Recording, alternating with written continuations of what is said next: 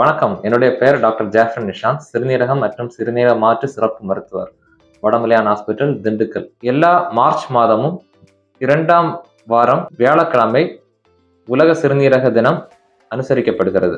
அனுசரிப்பதின் முழு நோக்கம் என்னவென்றால், அனைவருக்கும் ஆரோக்கியமான சிறுநீரகம். இதை அட்டைன் பண்ணணும்னா எல்லா மக்களுக்கும் சிறுநீரகத்துடைய செயல்பாடை பற்றியும், செயலிழந்து போனா என்னென்ன பிரச்சனை வருங்கிறத பற்றியும், சப்போஸ் நம்ம அதை ஏழியரா கண்டுபிடிக்கிறதுக்கு என்னென்ன வழிமுறைகள் பற்றியும், அது சிறுநீரக வியாதி வராமல் தவிர்க்கிறத பற்றியும் உள்ள விழிப்புணர்வு நமக்கு தெரிவிக்கணும். இதுதான் உலக சிறுநீரக தினத்துடைய மெயின் நோக்கம். முதலாவதாக சிறுநீரகத்தின் செயல்பாடுகள்.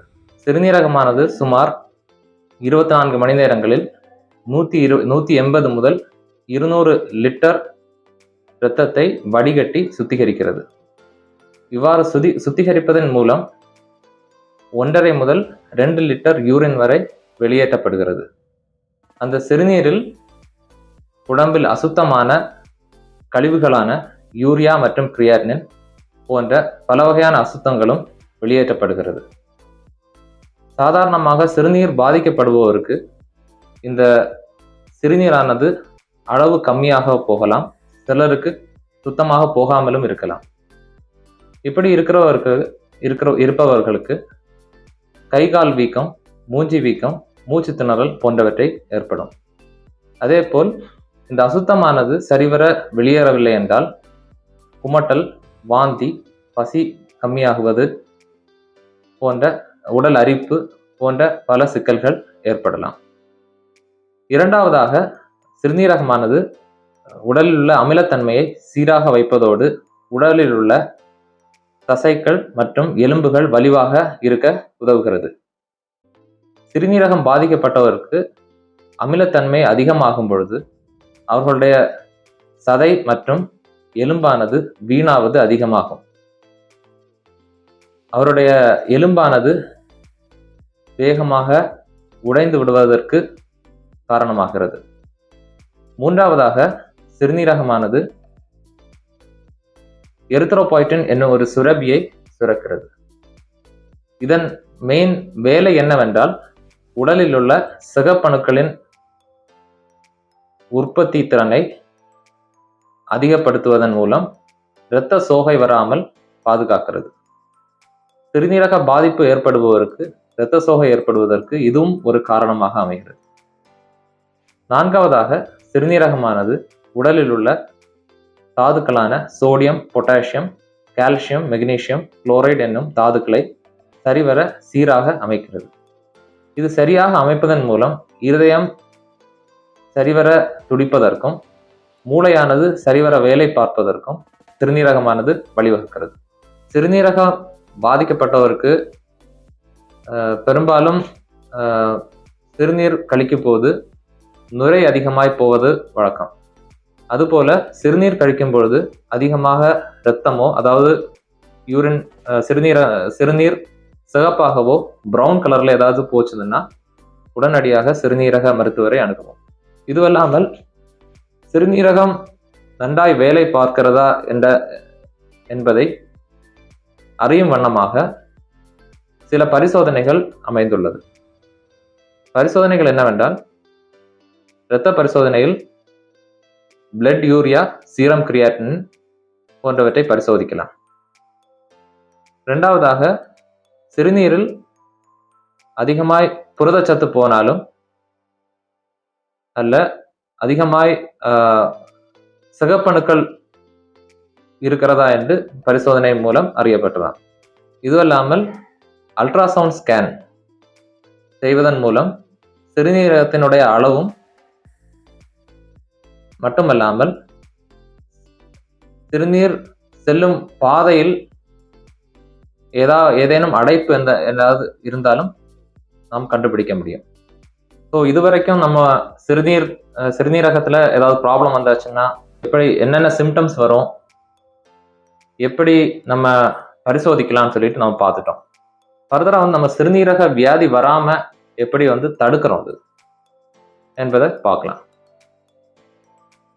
நம்பர் 1, குறைந்தது 6 to 8 hours நல்ல தூக்கம் வேணும். ரெண்டாவது, புகைப்பிடிப்பு மற்றும் மது பழக்கம் வந்து கம்ப்ளீட்டாக ஸ்டாப் பண்ணணும். மூணாவது, ரெகுலர் எக்ஸசைஸ் பண்ணி பாடியை ஃபிட்டாக வச்சுக்கணும். நான்காவது வந்து சுகர், ப்ரெஷர் ஏதாச்சும் இருந்தாச்சுன்னா ப்ராப்பராக மருத்துவரை அணுகி கண்ட்ரோலில் வச்சுக்கணும். அஞ்சாவது, மாஸ்டர் ஹெல்த் செக்அப் வந்து ரெகுலராக பண்ணுறது நல்லது.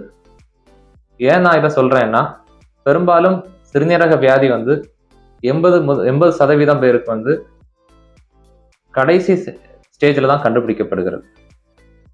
ஸோ இதற்காக நம்ம மாஸ்டர் ஹெல்த் செக்அப் பண்ணும்போது வந்து இன்சிடென்டலி இந்த பேஷண்ட்ஸ் எல்லாம் வந்து ஈஸியாக கண்டுபிடிக்கிறதுக்கு வாய்ப்புகள் இருக்கு. அடுத்ததாக பெயின் கில்லர்ஸ் இல்லைன்னா கேஸ் டேப்லெட். நிறைய பேர் வந்து பேண்டப்ரசோல், ஒமிப்ரசோல்னு சொல்லிட்டு நிறைய டேப்லெட்ஸ் வந்து ஜஸ்ட் ஃபார்மசியில் போய் வாங்குவாங்க. அது வந்து டாக்டர்ஸோட அட்வைஸோட வாங்கி சாப்பிட்றது வந்து நல்லது. ஸோ ஆல்மோஸ்ட் நான் வந்து இப்போதைக்கு கிட்னியோட ஃபங்க்ஷன்ஸ், ரெண்டாவது வந்து சிறுநீரக வியாதி வந்தாச்சுன்னா என்னென்ன மேனிஃபெஸ்டேஷன்ஸ் இருக்கும், மூணாவது என்னென்ன டெஸ்ட் பண்ணி நம்ம கிட்னி ப்ராப்ளம் இருக்குன்னு கண்டுபிடிக்கலாம், நாலாவது வந்து எப்படி ப்ரிவென்ட் பண்ணலாம்னு நான் சொல்லியிருக்கேன். கடைசியாக ஒரு சிறுநீரக வியாதி வந்தாச்சுன்னா எப்படி ட்ரீட் பண்ணுறது. ஸோ சிறுநீரக வியாதி வந்து 2 வகையாக நம்ம எடுத்துக்கலாம். நாள்பட்ட கிட்னி வியாதி, அதாவது வருஷக்கணக்காக சிறுநீரக வியாதி இருக்கிறவங்க. ரெண்டாவது வந்து முந்தா நாள் வரைக்கும் கிட்னி நல்லா இருந்தது, 2 நாளாக வந்து என்னுடைய கிட்னி வந்து செயலிழந்து போச்சு. இது வந்து அக்யூட் ரீனல் ஃபெயிலியர்னு சொல்லுவாங்க. ஸோ அக்யூட் ரீனல் ஃபெயிலியர் வந்து எதனால வந்து பாதிக்கப்பட்டதுன்னு நம்ம கண்டுபிடிச்சிட்டோம்னா, அதுவும் ஏர்லியராக கண்டுபிடிச்சிட்டோம்னா அதுக்குள்ள ப்ராப்பர் ட்ரீட்மெண்ட் நம்மளால கொடுக்க முடியும்.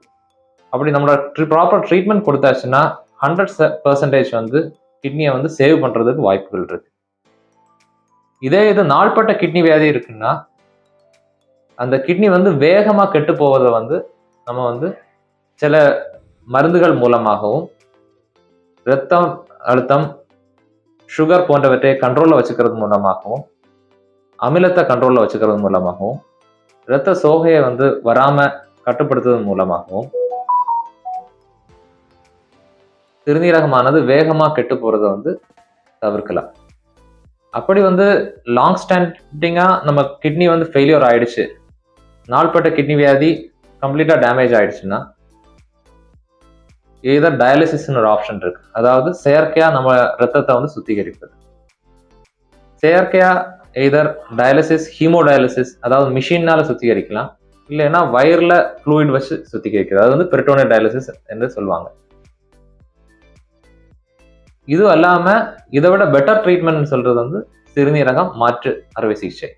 நான் இதுவரை சொன்ன கிட்னி டிரான்ஸ்பிளான்ட், ஹீமோடயாலிசிஸ், பெரிட்டோனியலிசிஸ் பற்றியுள்ள டீட்டெயில் வீடியோஸ் வந்து எங்களோட யூடியூப் சேனல்ல இருக்கு. அதுக்கான லிங்கை வந்து நாங்கள் கீழே பதிவிட்டிருக்கோம், நீங்க வாட்ச் பண்ணிக்கோங்க. இந்த உலக சிறுநீரக தினத்தன்று உங்களுக்கு நான் சொன்ன விஷயங்கள் எல்லாமே ரொம்ப பிரயோஜனமா இருந்திருக்கும் என்று நம்புறேன். நான் சொன்ன எல்லா ட்ரீட்மெண்ட் ஆப்ஷன்ஸும் like hemodialysis, peritoneal dialysis, even kidney transplant நம்ம திண்டுக்கல் வடமலையான் ஹாஸ்பிட்டலில் இருக்கு. தேவைப்படுறவங்க இதை யூஸ் பண்ணிக்கோங்க. மீண்டும் அடுத்த வீடியோவில் சந்திப்போம். நன்றி, வணக்கம்.